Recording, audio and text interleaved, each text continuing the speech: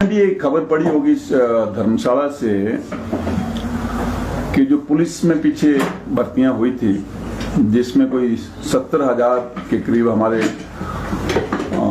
Eligible candidate जो बेकार थे, बड़ी मेहनत के बाद उन्होंने ये एग्जाम दिया और अब पता चला कि कुछ लड़कों ने 70% मार्क्स लेके,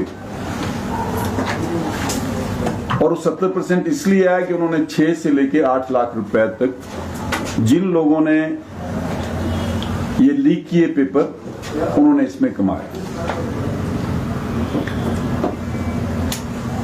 अब कुछ दिन पहले इसी तरह सुंदरनगर में हुआ, उससे पहले ये कंडक्टर्स की भर्ती हुई थी उसमें हुआ, और मुझे अभी बात कर रहे थे कोई कि करसोग में भर्तियां की आईपीएस डिपार्टमेंट में, जो लड़की फर्स्ट आई उसको नहीं रखा गया, पॉलिटिकल लेवल पे लोग सिलेक्ट किए गए।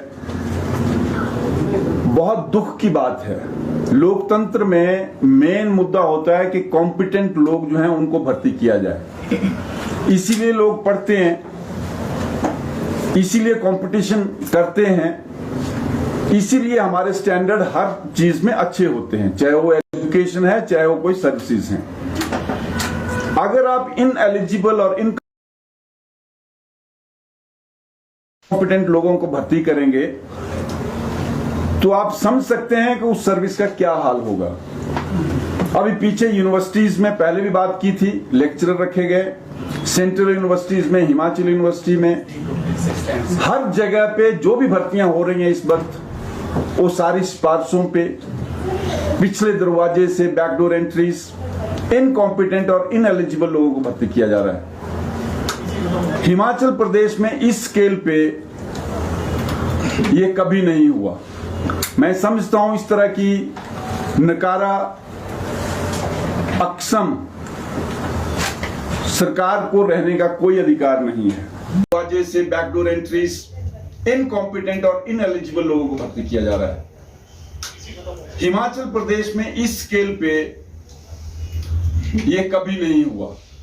मैं समझता हूं इस तरह की नकारा अक्षम सरकार को रहने का कोई अधिकार नहीं है। सिलेक्शन सिस्टम में पार्टिसिपेट करते हैं, बड़ी उनकी आशाएं होती हैं, उनके पेरेंट्स की आशाएं होती हैं।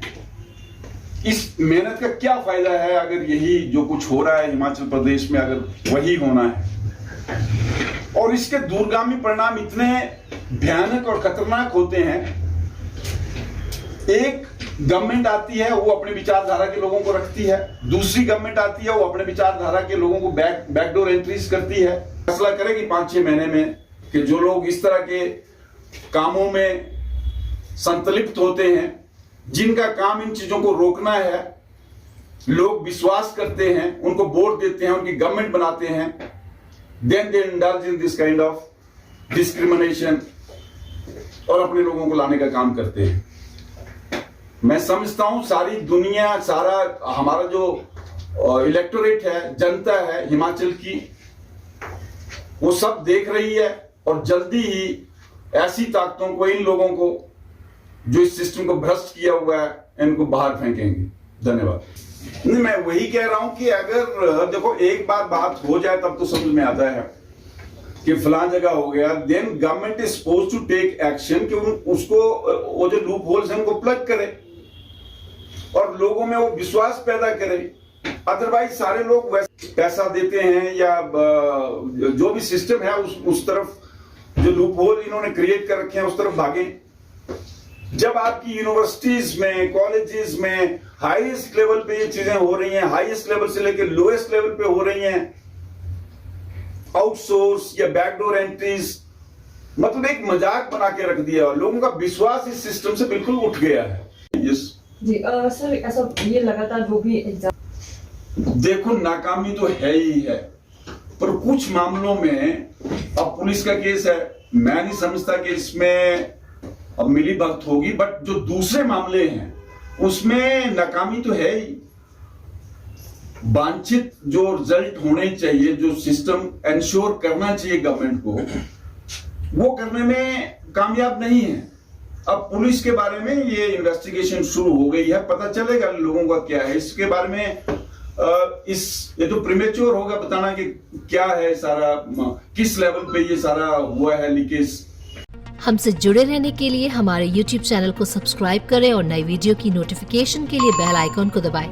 अगर आप ये वीडियो Facebook पर देख रहे हैं तो लाइक जरूर करें और ज्यादा से ज्यादा शेयर करें। इसी तरह के और भी अपडेट्स के लिए फॉलो करें हमारा Instagram पेज himachal.k street।